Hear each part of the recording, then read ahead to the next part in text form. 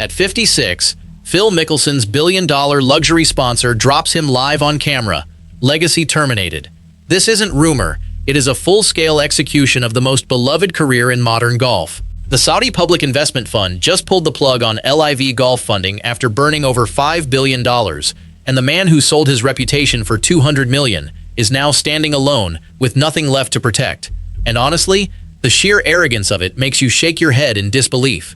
Regular working-class golf fans are struggling to afford a weekend round at their local municipal course, yet these country club elites took blood money from a regime, publicly insulted the same regime, and then acted shocked when the checks stopped clearing. It is a brutal reality check proving these spoiled athletes care about nothing but their own greed, regardless of who gets burned in the process. But look past the surface-level schadenfreude. Phil Mickelson isn't just a victim of circumstances, he is the architect of the most spectacular legacy collapse in professional sports history. He walked straight into what I call the legacy liquidation trap, trading a bulletproof Hall of Fame reputation for a quick payday. And now that the Saudis are walking away, the dominoes are finally hitting the floor. One of his former LIV colleagues signed the biggest contract in golf history. Another player's on-course meltdown may have accelerated the entire collapse.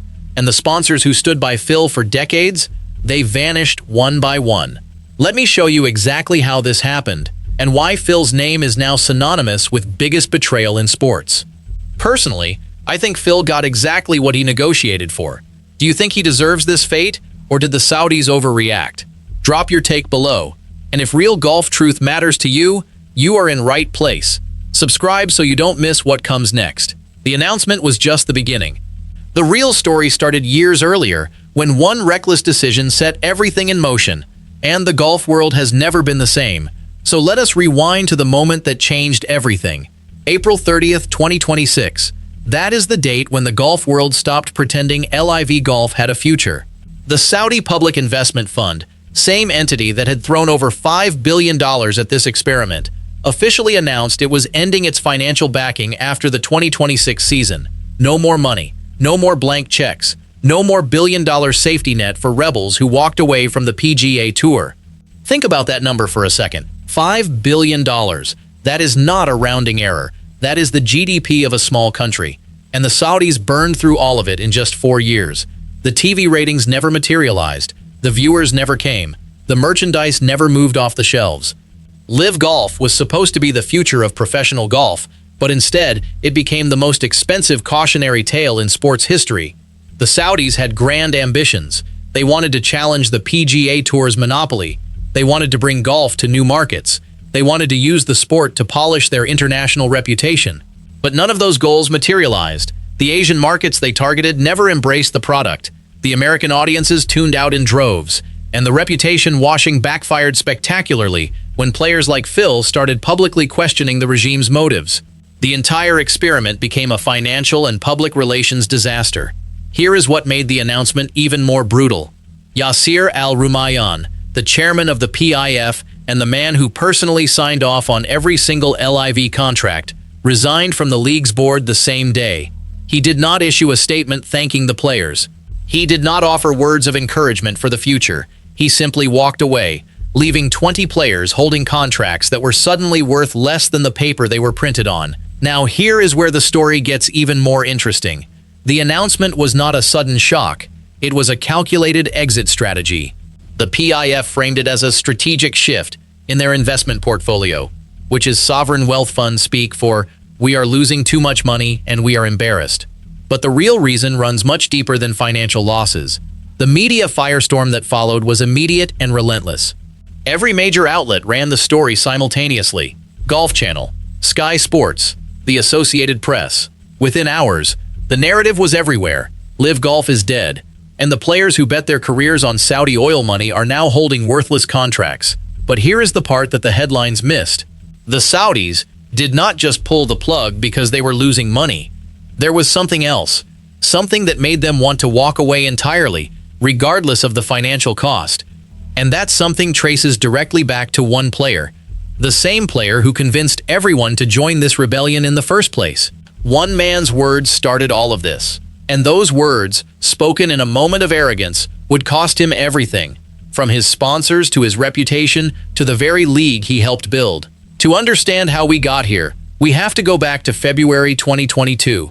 That is when Phil Mickelson sat down for an interview that would destroy everything he had built over 3 decades.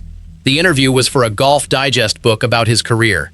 It was supposed to be a celebration of his achievements, a victory lap for a man who had just become the oldest major champion in history at the age of 50.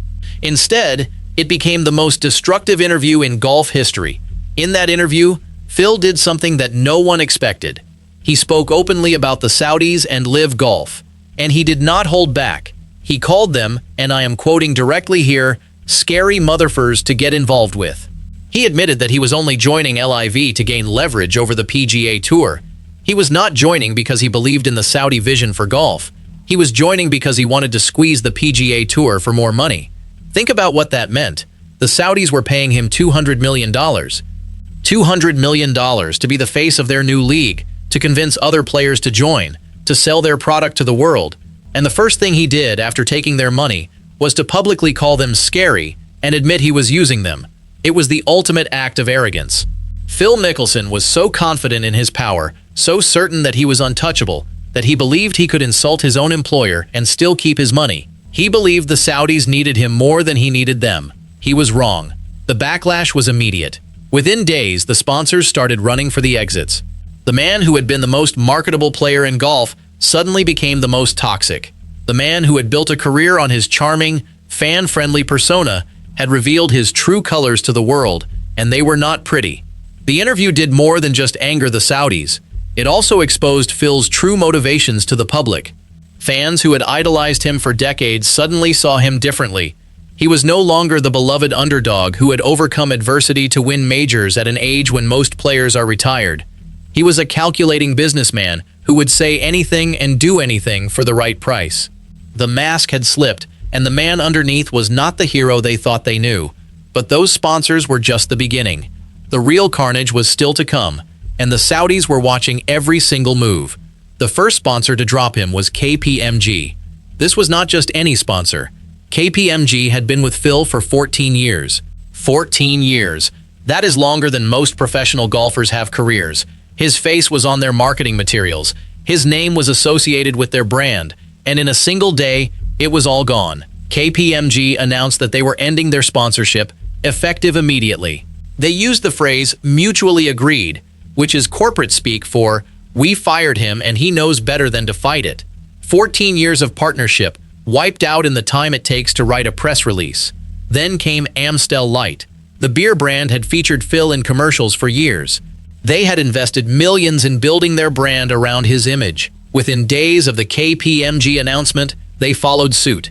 No more commercials, no more endorsements, no more association with Phil Mickelson. Then came Callaway. This one hurt even more. Callaway had been Phil's equipment sponsor since 2004. 18 years. That is an eternity in the golf equipment business. They had designed clubs specifically for him. They had built marketing campaigns around his major victories. And when the controversy hit, they did not even have the courage to fire him outright. They paused. The relationship paused. In the corporate world, a pause is a death sentence. They were waiting to see if the storm would blow over. But the storm never blew over. The pause became permanent. Phil was left without the clubs that had helped him win 6 majors. Workday followed quietly. They simply let his contract expire at the end of March 2022. No drama, no press release, just a quiet exit. Phil lost another major sponsor without any fanfare. American Express went further. They removed him as the host of their tournament in La Quinta, California. He had been the face of that event for years. His foundation was the main charitable beneficiary, and they replaced him without hesitation. And then there were the quiet exits. Rolex, Ford, ExxonMobil. These were not loud departures. They simply stopped renewing contracts. They stopped sending checks. They stopped acknowledging that Phil Mickelson existed. In the world of luxury sponsorships, silence is the loudest rejection. Each sponsor loss was a nail in the coffin of Phil's reputation. KPMG represented corporate trust. Amstel Light represented mainstream appeal. Callaway represented equipment legitimacy. American Express represented charitable credibility. Rolex and Ford represented luxury prestige. When all of these brands walked away simultaneously, it sent a clear message to the entire sports world. Phil Mickelson was radioactive. No brand wanted to be associated with him. No company wanted his name on their products. He had become untouchable in the very industry that had made him a millionaire. But losing sponsors was just the financial hit. The real damage was to his reputation, and that damage was already spreading like wildfire through the golf world. While Phil was losing sponsors, he was also losing something even more valuable: his peers. The other players on the PGA Tour had watched him for years. They had admired his skill. They had respected his longevity. They had seen him as one of the greats. And then they watched him sell out. They watched him take Saudi money. They watched him insult the Saudis while still cashing their checks. They watched him destroy the unity of professional golf for personal profit. The players who had stayed on the PGA Tour felt betrayed. The players who had joined LIV felt misled. Phil was no longer the beloved veteran who had earned the respect of his peers. He was the architect of a civil war that had divided the sport and enriched himself at everyone else's expense. But here is the thing. Phil was not the only player on LIV. He had convinced others to join him. He had promised them security, wealth, and a future in the Saudi-backed league. And now that the league was collapsing, those other players were facing the consequences of his recklessness. Let us start with the biggest name of them all, Jon Rahm. Jon Rahm signed with LIV in late 2023. His contract was reported to be $500 million. $500 million. That is the largest contract in the history of professional golf. At the time, Rahm was the world number one. He had just won the Masters. He was at the absolute peak of his powers, and he walked away from it all to join Phil's rebellion. He believed in the vision. He believed in the money. He believed that LIV was the future of golf. Now he is facing a future with no league and no clear path back to the PGA Tour. He cannot just walk back onto the tour. There are legal hurdles, financial penalties, and a group of players who are furious at him for defecting. His $500 million contract is now worth less than the paper it is printed on. He is the biggest gamble in golf history, and that gamble just lost. Rahm's situation is particularly painful because he had everything. He was the undisputed best player in the world. He had the respect of his peers. He had a legacy that was still being built, and he threw it all away for a contract that is now worthless. The irony is devastating. Rahm joined LIV to secure his financial future, and now his financial future is more uncertain than ever. Next, let us talk about Bryson DeChambeau. Bryson joined LIV early. He was one of the first big names to defect. He signed a massive contract and became one of the faces of the league. He brought his scientific approach to golf, his bulked-up physique, and his polarizing personality to the Saudi-backed tour. Now he is publicly hoping for one more chance for LIV. He is only 32 years old. He has time to recover if the PGA Tour allows him back. But his major winning edge has eroded. He has not been the same player since he left. The distraction of the LIV chaos has taken its toll. Bryson is now trapped between science and survival. He knows the data suggests he needs to be on the PGA Tour to compete at the highest level, but he cannot get back without paying a heavy price. His prime years are being wasted in a league that is on life support. DeChambeau's case is particularly frustrating because he was one of the most innovative players in the game. He brought a new approach to golf. He pushed the boundaries of what was possible, and now all of that innovation is being wasted because he made a bad financial bet. The man who revolutionized the sport is now a cautionary tale about the dangers of chasing money over legacy. Now let us talk about Dustin Johnson.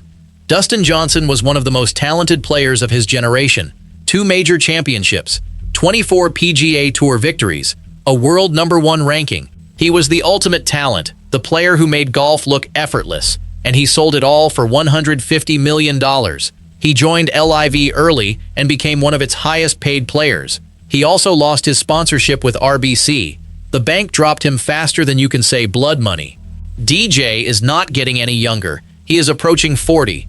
His best years are behind him, and instead of finishing his career on the PGA Tour, competing against the best players in the world, he is stuck in a league that is collapsing around him.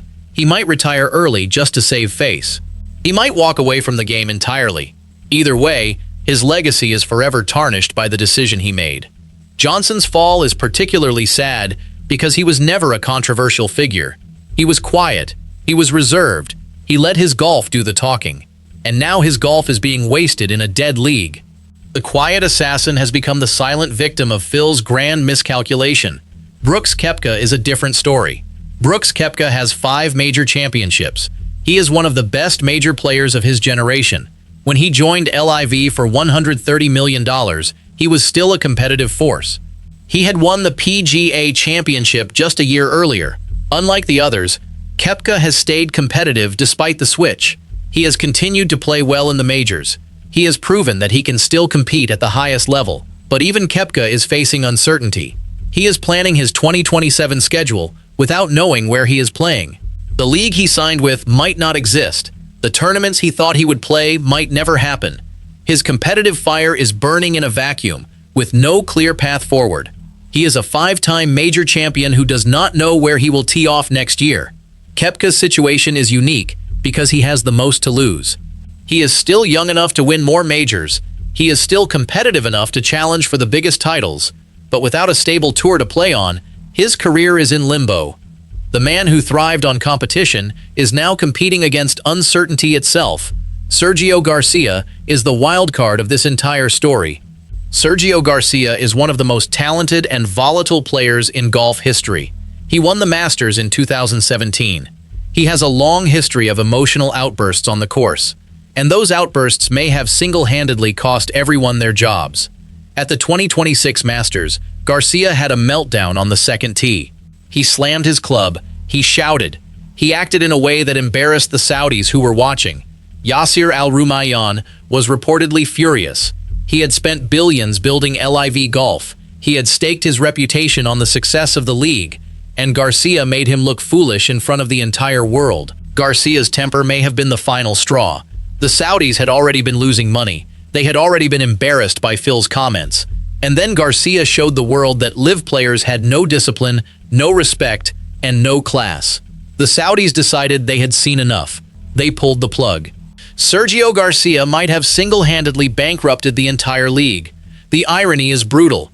Garcia joined LIV for the money, and his temper cost him that money. His outburst on the second tee triggered a chain reaction that ended with the league collapsing. He is the architect of his own destruction, just like Phil. Cameron Smith is the final piece of this puzzle. Cameron Smith was the 2022 Open champion. He was the rising star of Australian golf. He had the talent, the charisma, and the drive to become one of the best players in the world. And he defected at the worst possible time. He joined LIV at the peak of his powers, just as the league was starting to show cracks. He thought he was securing his future. Instead, he trapped his prime years in a sinking ship. Smith is now in purgatory. He cannot go back to the PGA Tour without a legal battle. He cannot stay on LIV because the league might not survive. His talent is being wasted. His prime years are slipping away. He is the cautionary tale that proves Phil's promises were empty. All of these players made the same mistake. They trusted Phil Mickelson, and now they are paying the price. Phil Mickelson was the architect of the rebellion. He convinced the others to join. He promised them security, wealth, and a future. He was the Pied Piper of Saudi golf, and now he has abandoned them. He has not addressed the PIF withdrawal publicly. He has not spoken about the future of LIV Golf. He has not tried to reassure his fellow players. He has simply gone silent. His silence is the loudest statement of all. Phil knows he ruined his legacy. He knows he cost his peers their careers. He knows he destroyed the sport he claims to love, and he has nothing left to say. The financial math is brutal. Phil made $200 million from LIV. That is a number that most people cannot even imagine. But he lost $40 million in sponsorships. KPMG, Amstel Light, Callaway, Workday, American Express, Rolex, Ford, ExxonMobil, all gone. But the money is not the loss. The money is just the number. The real loss is the access. The real loss is the respect. The real loss is the legacy. Phil Mickelson will never play on the PGA Tour again. He is suspended. He burned that bridge. Even if he pays the fines, the players he alienated do not want him back. He is a pariah. He is the exile who sold his soul and lost it all. The fans have turned on him. The same fans who cheered his Masters victories, who celebrated his Open championship, who believed he was the ultimate sportsman. They now call him a punchline. They mock him on social media. They laugh at his fall. the most beloved left-handed golfer in history, has become the cautionary tale of modern sports. And the Hall of Fame? Phil is already in it. His statistics are there. His 6 majors are there. But there is an asterisk next to his name. An asterisk that represents his greed. An asterisk that represents his arrogance. An asterisk that represents his betrayal of everything the sport stands for. Phil Mickelson wanted leverage. He wanted to be the kingmaker. He wanted to control the destiny of professional golf. Instead, at 56 years old, he is standing in the ruins of a league that does not need him anymore. He is holding a $200 million check that cost him everything else. His sponsors are gone. His peers are gone. His reputation is gone. His legacy is terminated. So let me ask you again. Did Phil get exactly what he deserved? Or did the Saudis overreact? Drop your take below. And if real golf truth matters to you, you are in the right place. Subscribe so you don't miss what comes next.